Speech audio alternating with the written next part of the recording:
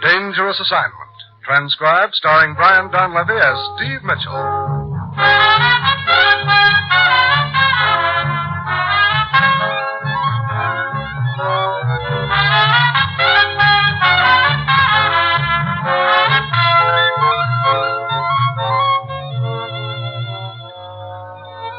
Yeah, danger is my assignment. I get sent to a lot of places I can't even pronounce. They all spell the same thing, though, trouble. But when I walk into the commissioner's office, I don't realize that this assignment's going to show that sometimes the only way you can win is to let the whole deal go up in smoke.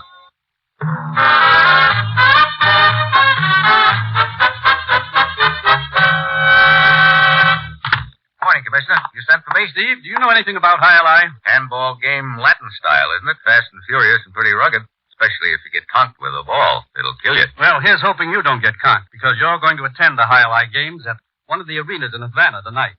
And you're going to bet on the team of Danielle and Scobo. Are they good? Haven't the faintest idea. We're only interested in the man who is going to take your bet. Look, what's this all about, Commissioner? For some time now, we've been trying to crack down on a smuggling ring operating out of Havana, running a regular shuttle between Florida and Cuba. What are they running? You name it. Everything in the book, including illegal entry now and then. We finally got a lead on the organization, Steve, from someone working on the inside. That the boy I'm to contact? The one who's going to take my bet? Right. He'll be at the Fronton Palace, window 3. You place your bet, and when you open your wallet, let him have a glance at your credentials. He'll take it from there. Get whatever information you can from him. Track down that organization and smash it. Well, that's it, Steve. You've got your assignment. Good luck.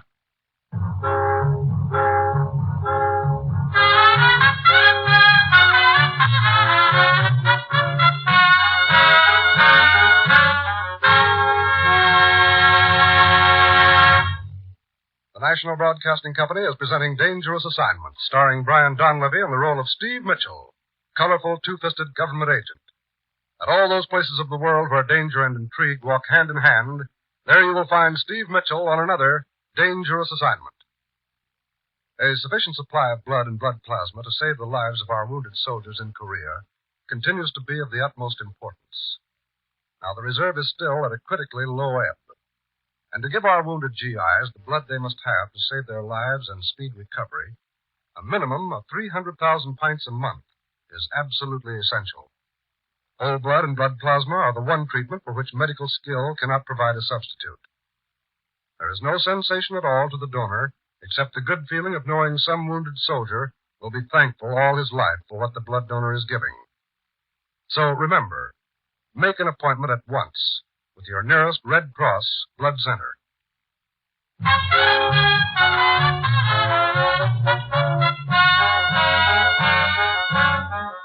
Sure, I've got my assignment. Get down to Havana, bet a couple of bucks on a team of highlight players, and hope it pays off with the information we need to nail a ring of smugglers operating between Cuba and the United States.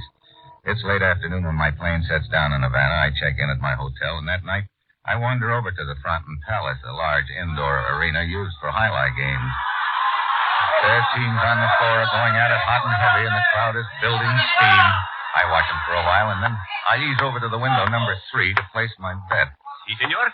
I'll put a 5-spot on Daniele and Scobo. Si. Got quite a crowd here tonight. Tonight and every night, senor. Highlight is a very popular sport in Havana. Here you are. Thanks. Here's your 5. Gracias, senor. There is an alley in back of the building.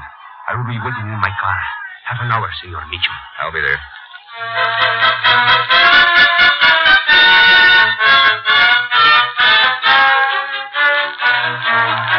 I get back to my seat and watch the players until the half hour is up. Then I ease around to the alley in the back. Spot the ticket seller sitting in a parked car close by. He doesn't answer when I come up. I reach in and he topples over on the steering wheel.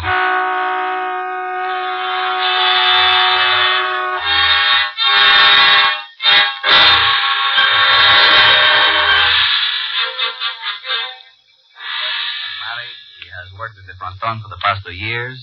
Francisco Rodas, no police record. That's all we have on the dead man, huh, Lieutenant? Unfortunately, yes. You say he was involved with the smuggling ring, Senor Mitchell? So we were led to believe he was going to fill us in on it. Only somebody with a knife got to him first. Someone obviously from the organization. They must have known he was going to talk. Yeah. Where was Rhoda staying? According to his identification card, 36 Paseo de Baracoa. Let's go over and shake it down.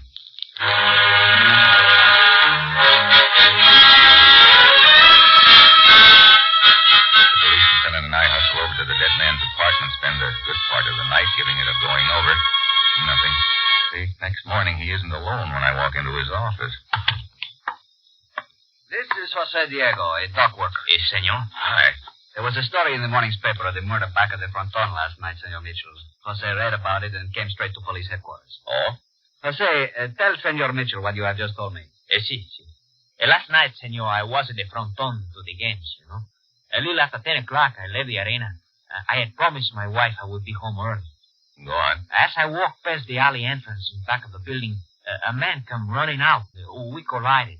He continued to run, but as he passed under the street light, I see his face. You recognize him? Sí. It was Senor Carmody. Carmody? An American. He has lived in Havana a good many years. Sí, myself, I have never met him, but I have seen him many times, senor. He's well known here. Shall we say, a sportsman, Senor Mitchell. He has a fondness for high-speed automobiles and motorboats. Oh? Also, he owns an airplane and a yacht. Does he? Well, that sounds very interesting, Lieutenant. Yeah, very interesting. I suggest we pay a call on Senor Carmody. I second the motion. Oh, by the way, you mentioned you had placed a bet at the fronton on Daniel and Scobo. That's right. Don't tell me They that. lost.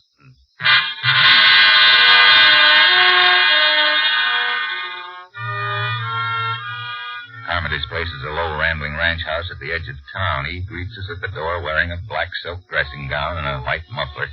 He's carrying a tall glass of tomato juice and an obvious hangover. We follow him inside. Well, I'd like to have you meet an old friend, Ralph Pawson. Morning, gentlemen. Mr. Mitchell, Lieutenant Moreno. Lieutenant? Police department. Oh. Don't ask me what this is all about, Ralph. I wouldn't know. Sit down, gents. Thank you. And let's get on with it. My mood is not getting any better. I'd just like to ask you a few questions, Carmody. Sure. Where were you last night? Last night? Brother, a lot of places, Mitchell. So they tell me. Go anywhere near the Fronton Palace, say around 10 o'clock? The Fronton? No, I don't think so. Look, what's this all about? Murder. Murder? A man named Francisco Rodas was murdered in the alley behind the building a few minutes after 10 o'clock. Hey, there was something about that in the morning paper. Say, what's this got to do with me? Someone saw you running out of that alley shortly after the crime was committed. What? Now, see here, Mitchell. Are you accusing I him? just want to know what Carmody was doing there. He was with me. We had dinner at the yacht club. Yeah, that's right. Fill in the time. Now, we met at the club around 7. You can check with the waiters. They'll tell you. What time did you leave? Oh, around 10:30. Can I check that with the waiters, too? Oh, Pawson? Look, Wait a minute, Ralph. No need to stick your neck out on my account. What he says is true, Mitchell. We had dinner together at the club, but I left early. How early? A little before 9:30. Ralph had a phone call to make. I remember that much. Not too much more, I'm afraid. Have a rough night? Yeah. While I was waiting for Ralph, I spotted some friends at the bar. I went over, had another couple of drinks, and the next thing I knew, I was outside. Go on. Well, there's not much more to tell. I remember walking down the street, the Avenida Ruiz. It's all sort of vague after that. Finally got home around here about midnight. This dead man, what was his name? Rodas. Francisco Rodas. Never heard of him. What'd he do? He was employed at the fronton, senor. Still doesn't register, Lieutenant. Perhaps it will, senor, after you have taken a ride with us to police headquarters. Come along.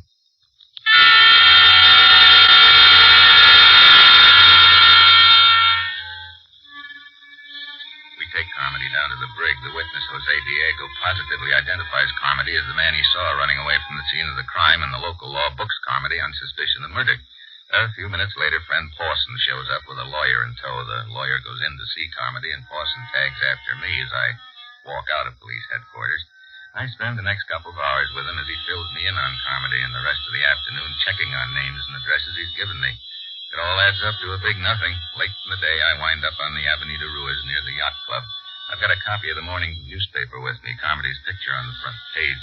I show it around, peddlers, shopkeepers, bartenders. No one remembers seeing Carmody last night until I run into a cab driver several blocks down the street.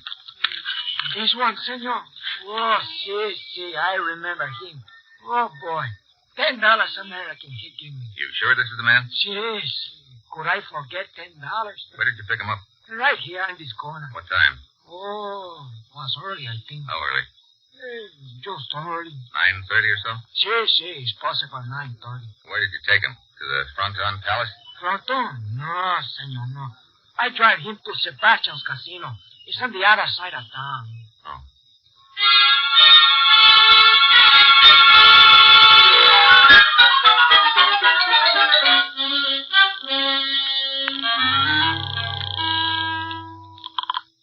Lieutenant Moreno speaking. Steve Mitchell, Lieutenant. I'm calling from Sebastian's casino. See? Looks like maybe Carmody isn't our boy after all. What? Half a dozen employees at the casino remember seeing him here last night, including a couple of house cops who bounced him out of the joint for creating a disturbance. What time was he there, senor? He arrived a few minutes before 10. Was given the bum's rush a half hour later. Which means he could not have been in the alley back of the Fronton at the time of the murder. Right. Looks like we'll have to start all over, Lieutenant. You can start chewing your fingernails. I'll be over to join you.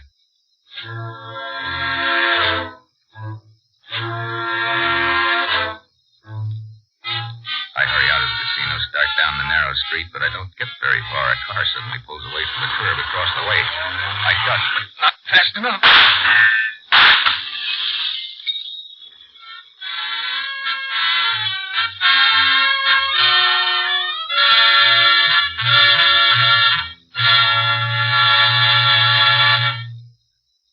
If you want your child to have the best elementary schooling you can give him, won't you get a pencil and paper to take down the address I'm going to give you at the end of this message? Unless we start preparing now, in a few years, our public schools will be as behind the times as the Little Red Schoolhouse. Because of the huge increase in our birth rate during and after the last war, it's estimated that by 1956, there will be some 7 million more children in elementary schools than there are now. We must start preparing at once. More equipment will be needed, textbooks, playgrounds, and above all, more elementary school teachers. Now, to help assure your child a proper education, join and work with local groups and school boards. And for free information about how people in other communities are improving their schools, write to this address, National Citizens Commission for Public Schools, 2 West 45th Street.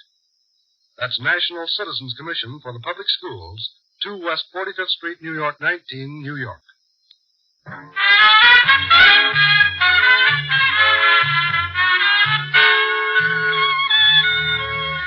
Now, back to Dangerous Assignment and Brian Donlevy as Steve Mitchell.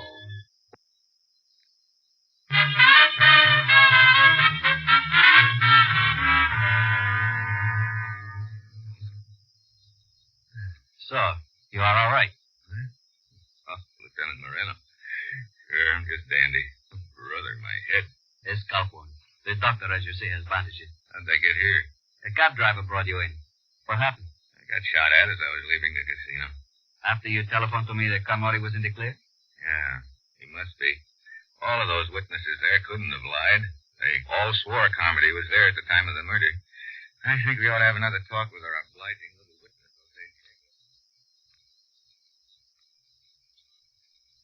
Lieutenant Moreno, I swear to you I'm telling the truth. Look, how could you have seen Carmody in the alley behind the Fronton Palace when half a dozen people swear he was in the casino at the time? Well, how do I know how such a thing could be? All I know is it was. Lieutenant Moreno speaking. What? Very well, send her in. That will be all for the present, Diego. You will wait in the next room. See? What now? An American woman, a Senora Henderson, insists on seeing me. She says it has to do with the matter we are investigating. Oh? Come in. Lieutenant Moreno? Yes. May I present Senor Mitchell? How do you do? Mrs. Henderson? What can I do for you, Senor? I'll be brief. My name is Barbara Henderson. I'm from Miami. I arrived here in Havana 2 weeks ago looking for my husband. Oh? You see, he left me during the war. His name was Jim Henderson. We were married in Baltimore in January of 1944. I see. And you have reason to believe your husband is now here in Havana? Yesterday, I found out without a doubt that he's here. Look, Mrs. Henderson, this is all very interesting, but I don't quite see what it has to do with the case we're investigating right now. Just this. See this picture in the newspaper? The man you're holding here is a suspect? Sure. His name is Carmody. No, you're wrong, Mr. Mitchell. That's my husband, Jim Henderson.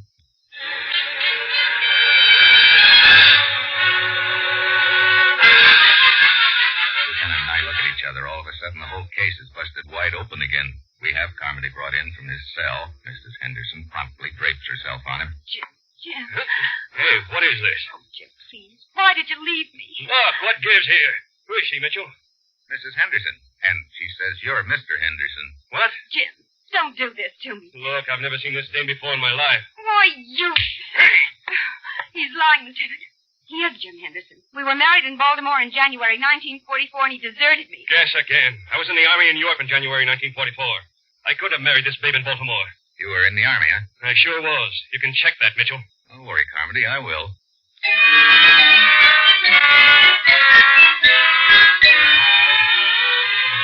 Mrs. Henderson gives us the name of her hotel and leaves. We send Carmody back to his cell, and I get off a cable to Washington about him. Then we send for Pawson, who promptly swears he was with Carmody in Europe during 1944. The three of us wait in Lieutenant Marino's office for a reply from Washington. Every time Pawson finishes a cigarette, he methodically rips open the paper, scatters the tobacco flakes in the ashtray, and crumples the paper into a tiny ball. Finally, Marino can't stand it anymore. Why do you do that? Nerves?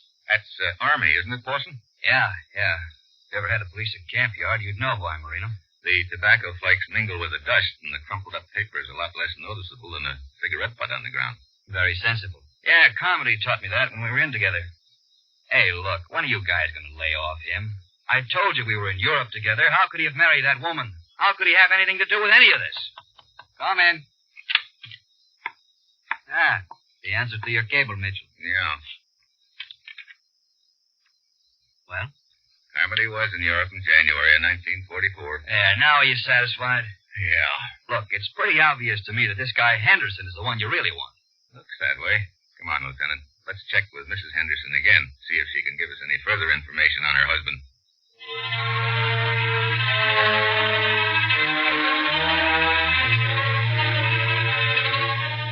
We check at Mrs. Henderson's hotel, but she's not in. The clerk expects her back momentarily, so we decide to wait in her room. Very mystifying case, Mitchell. Yeah. Either there is a guy named Henderson, and he's our man, or... Or what? I don't know. Something bothering me about this whole setup. What is it? Can't put my finger on it. I know what you mean. I wish Mrs. Henderson would show up. There's only been a few minutes. A cigarette? Thanks. You know, this whole deal has been one big merry-go-round. It's cost us a lot of time, Moreno. You're right. But what else can we do? That's a good question. Hey, wait a minute. What is it? This ashtray. See, what about it? Take a look. Just a couple of cigarette butts with lipstick and some... Mitchell. Yeah. Flakes of tobacco and tiny balls of cigarette paper. Awesome. Rather, I said this deal had cost us a lot of time. That's just the way it was planned. Come on.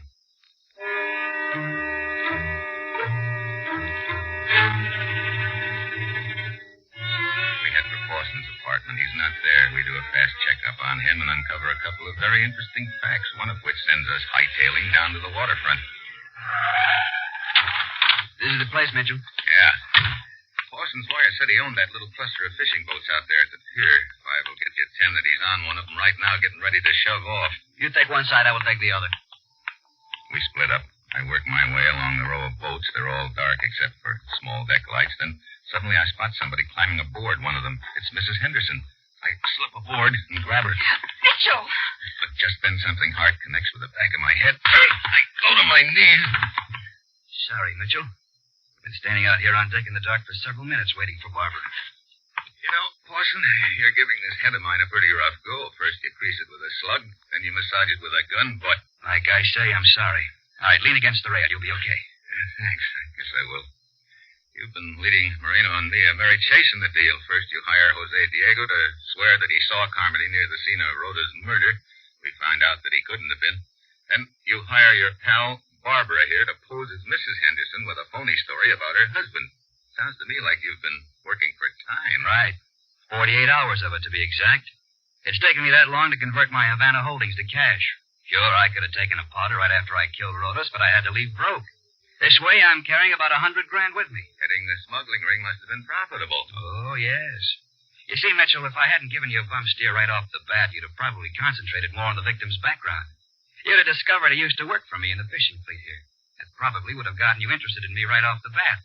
I had to stall that off until I got my money. Oh, you did a pretty neat job of it, too. If it hadn't been for those crumpled cigarette papers in Barbara's room, I might never have tumbled. Oh, so that was it, huh? Yeah, very careless of me. What are you waiting for, Boston? Kill him. Not here. It's too noisy. You're coming out with us on the boat, Mitchell. Oh, bully for me. Okay, let's get started. Hardly. I doubt if you came down here alone, Mitchell. Your friend Marino must be around. If we start the boat now, he'll flash a warning to the harbor patrol. So we'll just stand here in the dark, nice and quiet, until he comes along. And we'll take care of him first. Really, senor? What? Watch out, Marino. I've got him. Oh! Sorry, Barbara, old girl, but you're not leaving. Let go. Oh, relax. You okay, Lieutenant? Yes, his shot was quite wild. Before I could return it, you had taken care of him quite effectively. Well, I sort of felt I owed him then. How'd Marina know you were on this boat, Mitchell? His signal told me. Signal? Sure. Boston gave the idea when he told me to lean on the rail. See that little black deck light beside it? I was passing my hand back and forth in front of it while I was talking to Boston. My body screamed it from you. I figured the flashing light would bring Marino. Which you did, in the nick of time. Yeah, I guess you might say you finally saw the light, huh?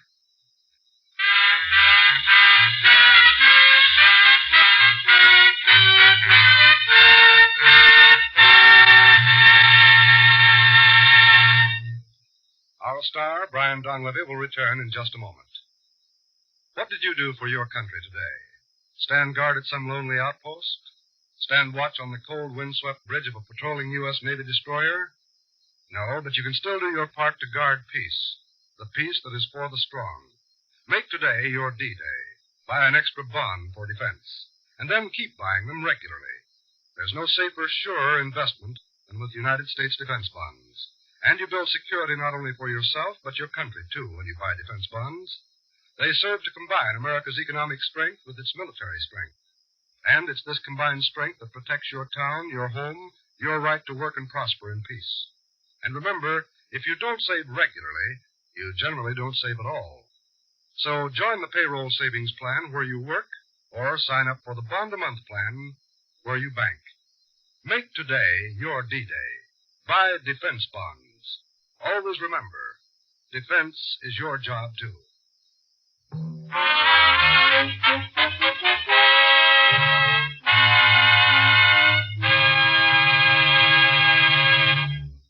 Next week, Turkey. I nominate myself for a slab in the morgue. And that will be Steve Mitchell's dangerous assignment next week.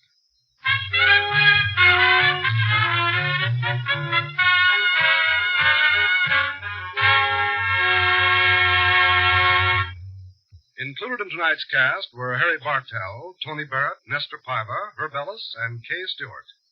This is John Storm speaking.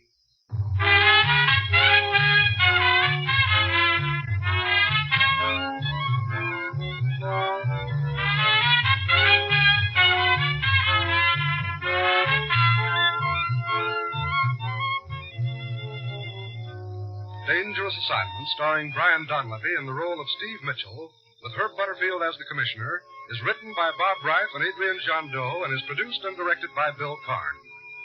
Be with us again next week at this same time when Brian Donlevy, starring in the role of Steve Mitchell, will embark on another transcribed Dangerous Assignment.